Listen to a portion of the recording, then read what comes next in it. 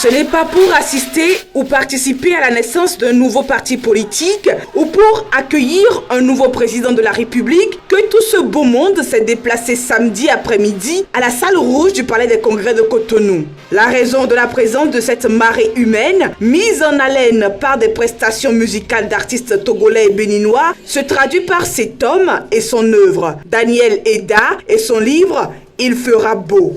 Un récit autobiographique de 110 pages qui se veut plein d'espoir pour l'avenir seulement et seulement si les Africains font du travail leur priorité. Notre présent n'est pas forcément notre futur.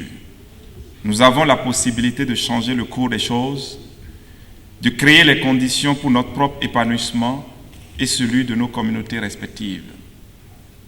La qualité de notre futur dépend de notre choix et des énergies que nous mobilisons.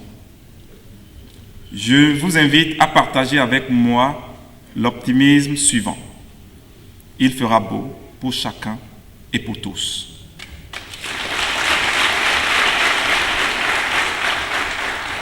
Il fera en effet beau pour notre pays et pour l'Afrique si nous acceptons de nous unir et agir sincèrement pour la prospérité solidaire. Je nous invite surtout à travailler ardemment afin de rassurer nos aînés qui se sont donnés depuis les indépendances et même avant pour que nous ayons les conditions actuelles de vie et de travail. Nous devons, de par notre sérieux et notre engagement, leur prouver que ce qu'ils ont contribué à construire ne sera pas gaspillé par nous. Dans son ouvrage, l'auteur accorde une place de choix aux aînés qui ont déjà accompli leur mission et ont cédé la place à l'actuelle génération. Pour le professeur Albert Tingbe Azalou, il fera beau va servir à conjurer le mauvais sort. J'ai compris, en lisant Il fera beau, qu'une autobiographie de cette nature est justement destinée à conjurer le sort pour qu'il fasse beau demain, pour qu'il fasse beau maintenant et demain. Daniel Eda est un jeune engagé dans l'un des plus intéressants défis sociologiques que chaque être humain doit relever à un moment de son existence, à un moment ou à un autre de son parcours. Marquer un arrêt pour scruter son passé afin d'ancrer son futur dans la rationalité du présent.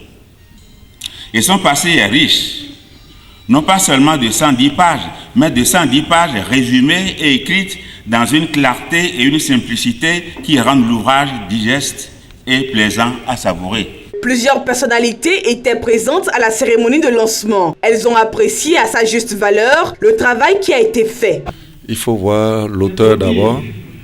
Je crois qu'il est parti lui-même de son propre cœur. C'est quelqu'un qui, comme béninois, travaille plutôt pour toute l'humanité.